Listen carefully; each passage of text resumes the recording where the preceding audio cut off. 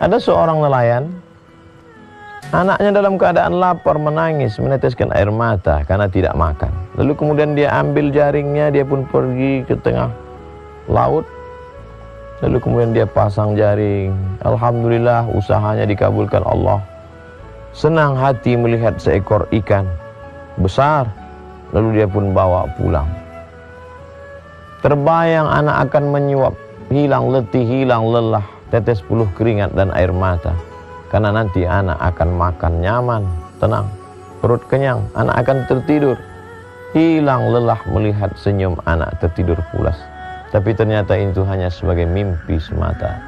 Karena di tengah perjalanan saat dia tenteng ikan, ada seorang raja penguasa yang ternyata suka melihat ikan ini.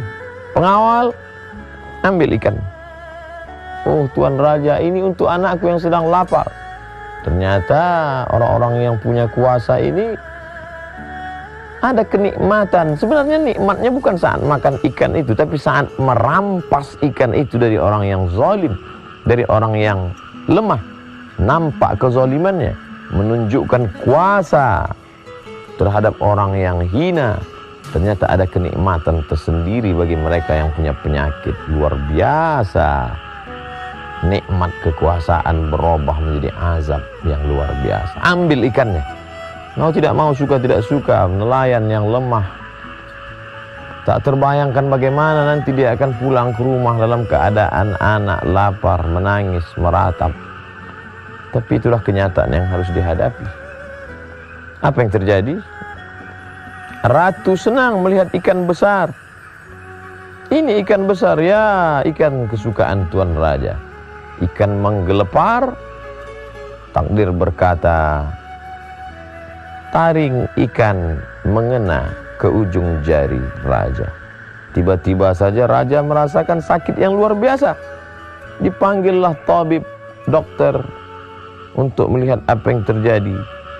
Ternyata racun dari ikan beracun, sudah masuk ke darah dan sudah mulai terasa. Lama kesembuhan tak juga tiba. Bagaimana ini tabib? Bagaimana ini dokter? Nampaknya tangan Tuan Raja harus diamputasi. Tidak ada obat lain, tidak ada. Akhirnya jari harus hilang. Tapi ternyata nyerinya tetap tidak hilang.